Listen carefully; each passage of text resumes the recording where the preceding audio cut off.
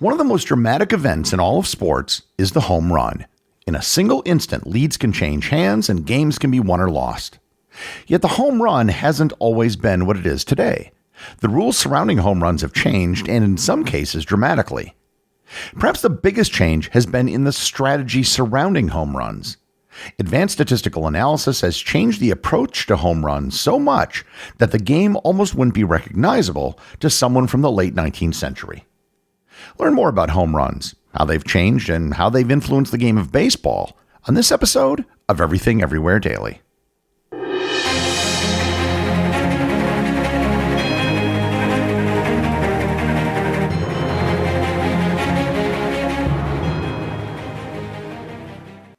This episode is sponsored by Quince. For months, I have been telling you about the high-quality products at great prices at Quince, but I want to share with you a recent experience I had with them. I recently purchased a new laptop bag from Quince. I ordered it online and waited for it to arrive, but it never showed up. It turns out the Postal Service lost it. Not Quince's fault, but I went to their website to report it. I was able to contact a live customer service agent via chat. They confirmed the issue and had a new bag sent to me immediately. The entire process took about a minute. No hoops to jump through and no waiting. Quince works directly with top factories and cuts out the middleman, so you're not paying for brand markup, just quality clothing.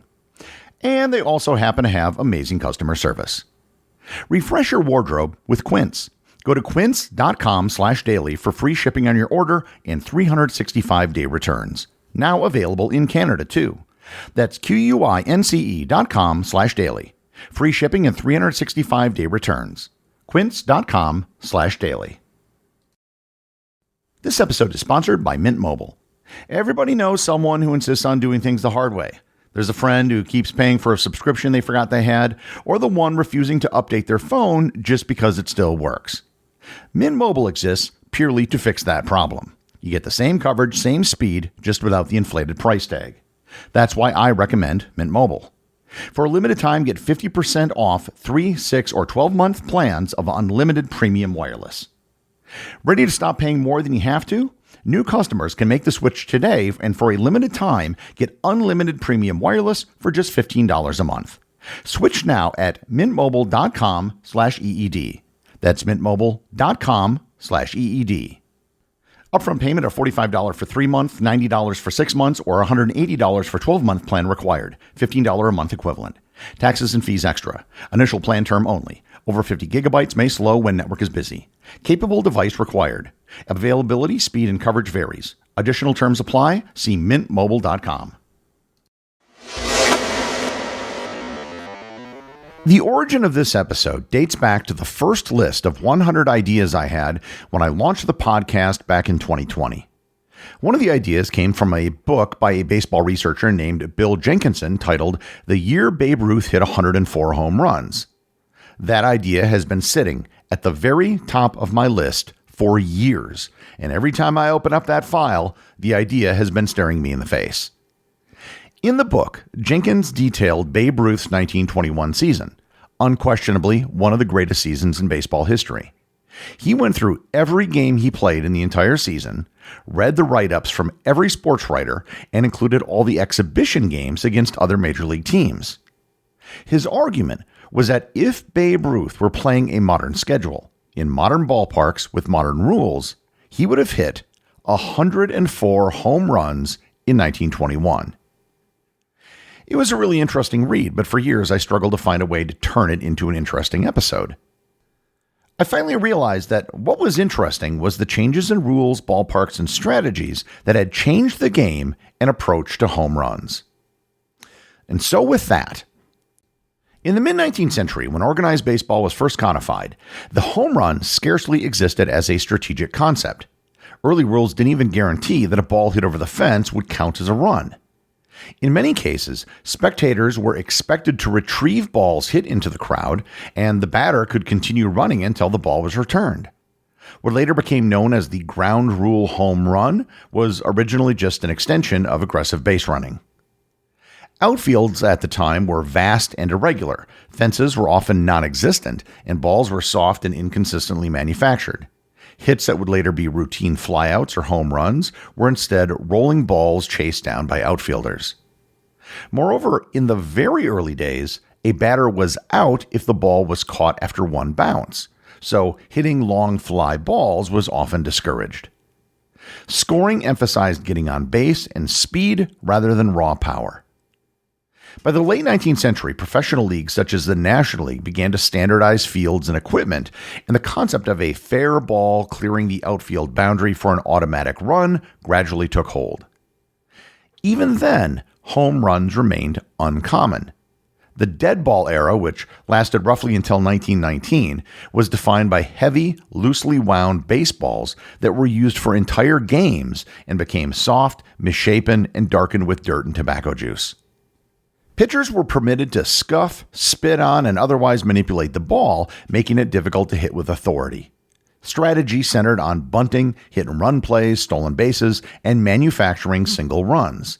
League leaders often finished seasons with fewer than 10 home runs. Many home runs of this period were inside the park home runs where the ball didn't clear the outfield wall. They were just glorified triples where the batter literally would run to home. The single-season home run record was set in 1884 by Ed Williamson of the Chicago White Stockings, who hit 27 home runs. That record stood for 35 years.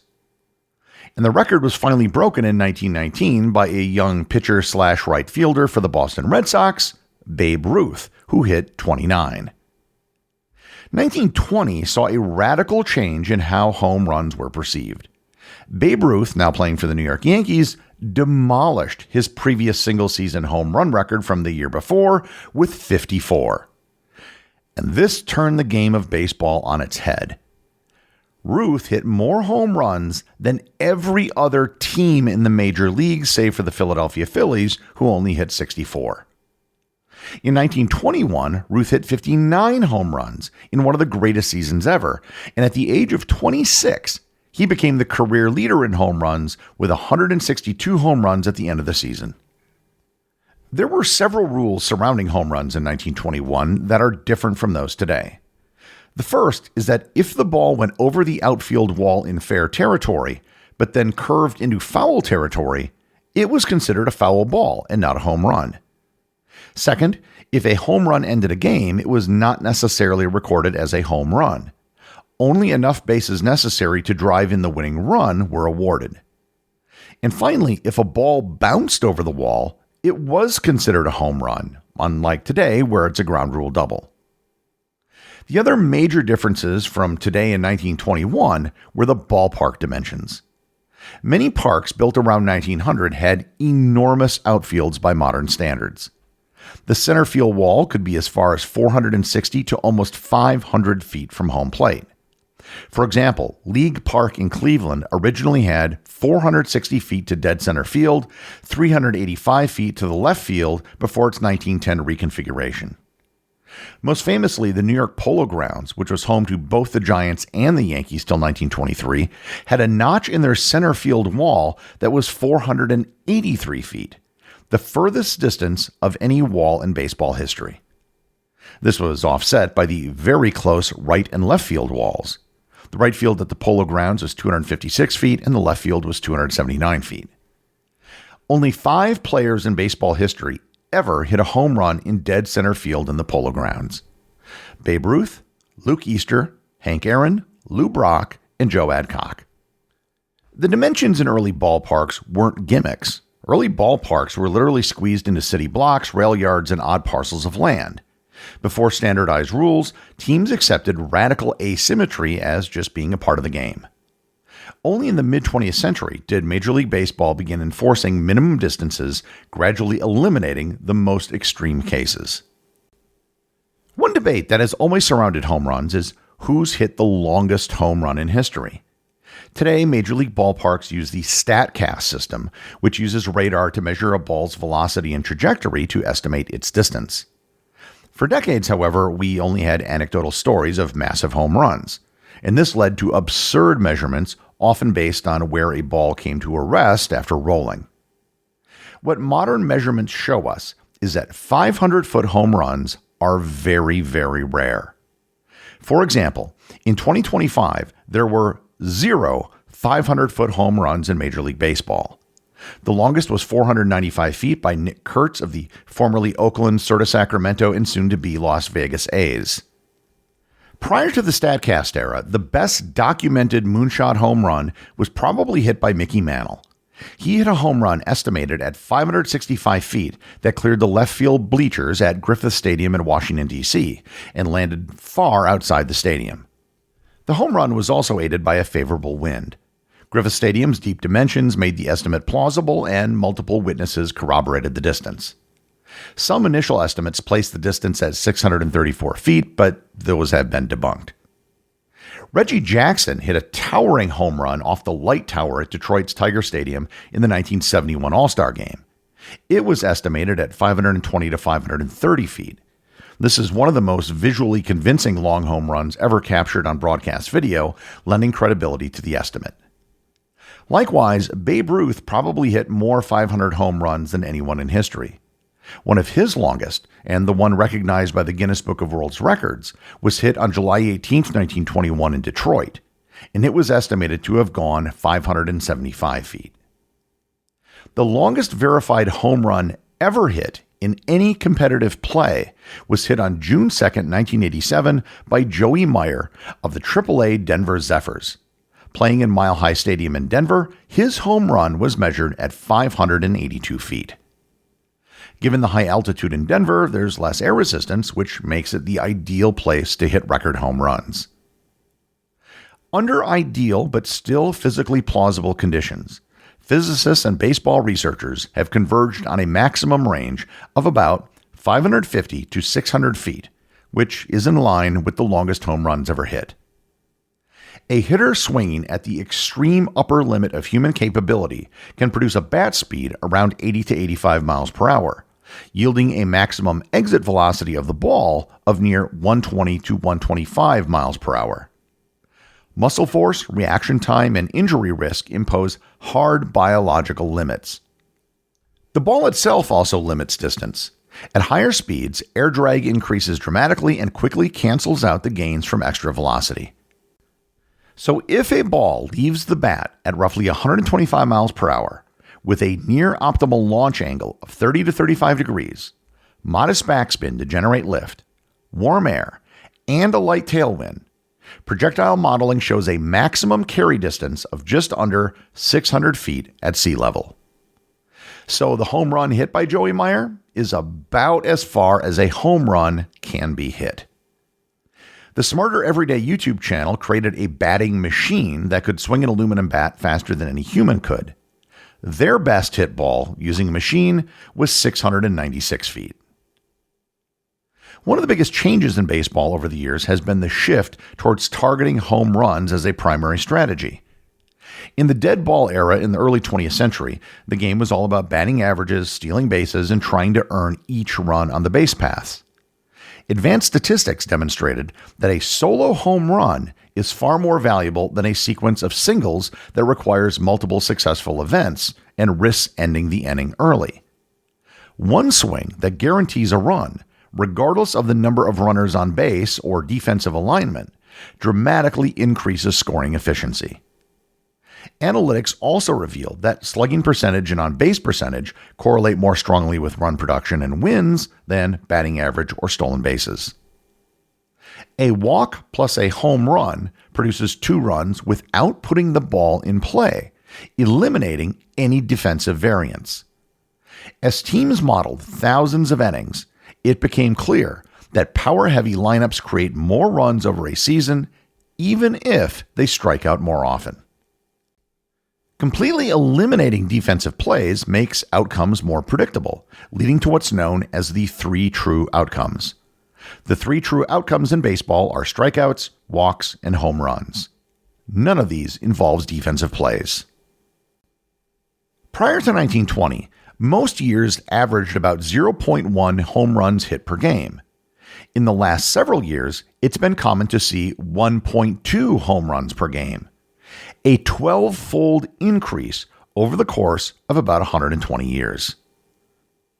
I'll end with what is perhaps the biggest record in baseball: career home runs. The current Major League record is held by Barry Bonds with 762 home runs. He surpassed the record held by Hank Aaron, who passed Babe Ruth. However, Major League Baseball is not the only league.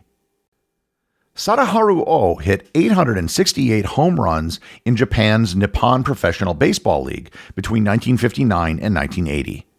His total is fully documented, consistently scored, and universally recognized, making it the highest verified career home run total in baseball history. However, in the Negro Leagues, Josh Gibson is often cited as having hit over 800 or more home runs, but this figure includes exhibition games, barnstorming games, and incomplete records. While Gibson's power was legendary and very likely comparable to or greater than the Major League sluggers of his era, his total can't be verified precisely, so it remains an estimate rather than an official count. However, just to bring things full circle, I would like to go back to Bill Jenkinson once more. In his book, he estimated that if Babe Ruth had played with modern rules, a modern schedule, and in ballparks with modern dimensions, he probably would have hit over 1,000 home runs in his career. Almost 300 more than the 714 career home runs he actually hit. So, will we see even more home runs in the future? Maybe, but probably not, and if so, not a significant amount. As with every revolution in warfare, advances in offense lead to advances in defense. More home run hitters has resulted in harder throwing pitchers who get rotated in more often. What began as an accident of ballpark geometry is now a deliberately engineered outcome, shaped by decades of rulemaking and the adaptation of advanced statistics. The history of the home run is in many ways the history of baseball's shifting balance between strategy and spectacle. The executive producer of Everything Everywhere Daily is Charles Daniel. The associate producers are Austin Oetken and Cameron Kieffer. My big thanks go to everyone who supports the show over on Patreon. Your support helps make this podcast possible. And I also want to remind everyone about the community groups on Facebook and Discord. That's where everything happens that's outside the podcast, and links to those are available in the show notes. As always, if you leave a review on any major podcast app or in the above community groups, you too can have it read on the show.